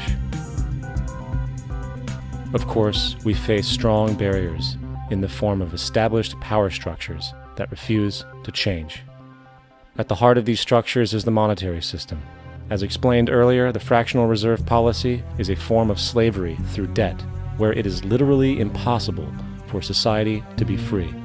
In turn, free market capitalism in the form of free trade uses debt to imprison the world and manipulate countries into subservience to a handful of large business and political powers. Apart from these obvious amoralities, the system itself is based on competition, which immediately destroys the possibility of large-scale collaborations for the common good, hence paralyzing any attempt at true global sustainability. These financial and corporate structures are now obsolete, and they must be outgrown. Of course, we cannot be naive enough to think that the business and financial elite are going to subscribe to this idea, for they will lose power and control. Therefore, peaceful yet highly strategic action must be taken. The most powerful course of action is simple. We have to alter our behavior to force the power structure to the will of the people. We must stop supporting the system. The only way the establishment will change is by our refusal to participate, while continuously acknowledging its endless flaws and corruptions. They're not going to give up the monetary system because of our designs of what we recommend. The system has to fail, and people have to lose confidence in their elected leaders. That will be a major turning point if the Venus Project is offered as a possible alternative. If not, I fear the consequences. The trends now indicate that our country is going bankrupt. The probability is our country will move toward a military dictatorship to prevent riots and complete social breakdown. Once the U.S. breaks down, all the other cultures will undergo similar things. As of now, the world financial system is on the brink of collapse due to its own shortcomings. The Comptroller of Currency stated in 2003 that the interest on the U.S. national debt will not be affordable in less than 10 years. This theoretically means total bankruptcy for the U.S. economy, and its implications for the world are immense. In turn, the fractional reserve-based monetary system is reaching its theoretical limits of expansion, and the banking failures you are seeing are just the beginning. This is why inflation is skyrocketing, all debt is at record levels, and the government and Fed are hemorrhaging new money to bail out the corrupt system. For the only way to keep the banks going is by making more money. The only way to make more money is to create more debt and inflation. It is simply a matter of time before the tables turn, and there is no one willing to take new loans, while defaults grow, as people are unable to afford their current loans. Then the expansion of money will stop, and contraction will begin on a scale never before seen, ending a century-long pyramid scheme. This has already begun. Therefore, we need to expose this financial failure for what it is, using this weakness to our advantage. Here are some suggestions. Expose the banking fraud. Citibank, JP Morgan Chase, and Bank of America are the most powerful controllers within the corrupt Federal Reserve System. It's time to boycott these institutions. If you have a bank account or a credit card with any of them, move your money to another bank. If you have a mortgage, refinance with another bank. If you own their stock, sell it. If you work for them, quit. This gesture will express contempt for the true powers behind the private banking cartel known as the Federal Reserve, and create awareness about the fraud of the banking system itself. 2. Turn off the TV news. Visit the emerging independent news agencies on the internet for your information. CNN, NBC, ABC, Fox, and all the others present all news pre-filtered to maintain the status quo. With 4 corporations owning all major media outlets, objective information is impossible. This is the true beauty of the internet, and the establishment has been losing control because of this free flow of information. We must protect the internet at all times, as it is truly our savior right now. 3. Don't ever allow yourself, your family, or anyone you know to ever join the military.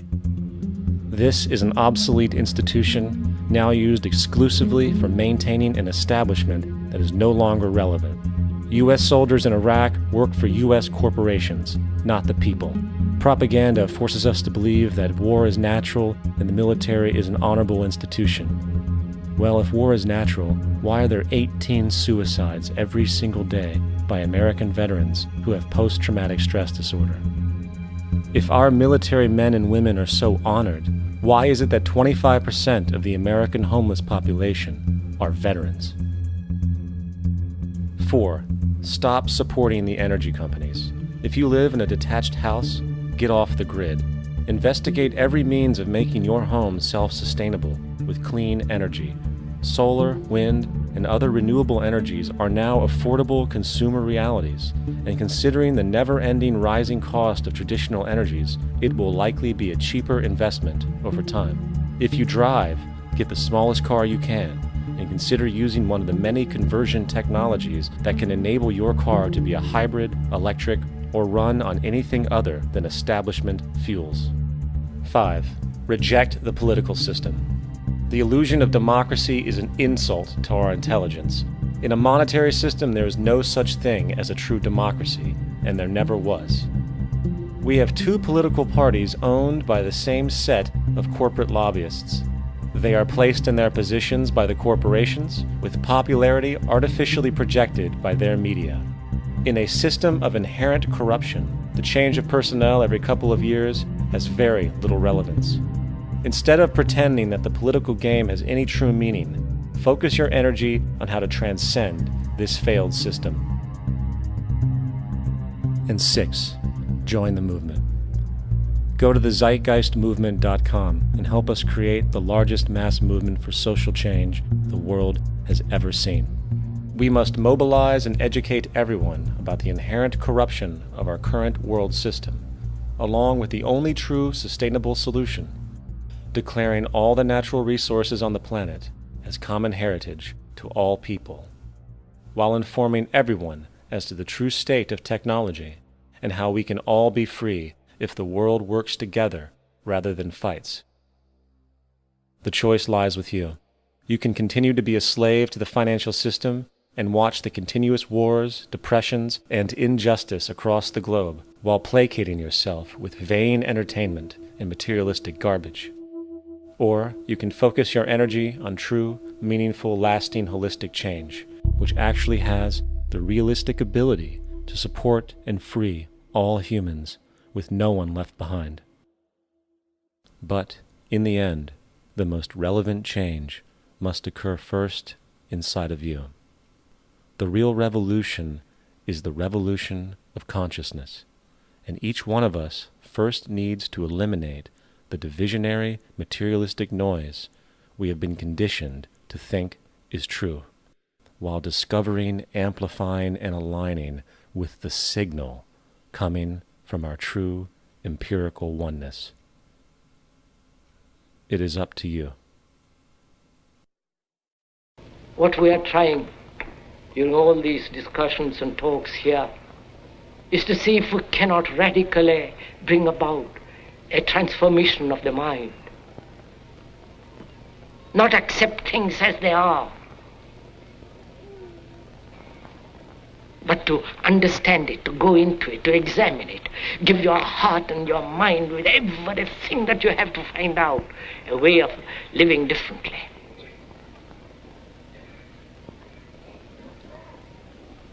But that depends on you and not somebody else. Because in this there is no teacher, no pupil, there is no leader, there is no guru, there is no master, no savior. You yourself are the teacher and the pupil, you are the master, you are the guru, you are the leader. You are everything. And to understand is to transform what is.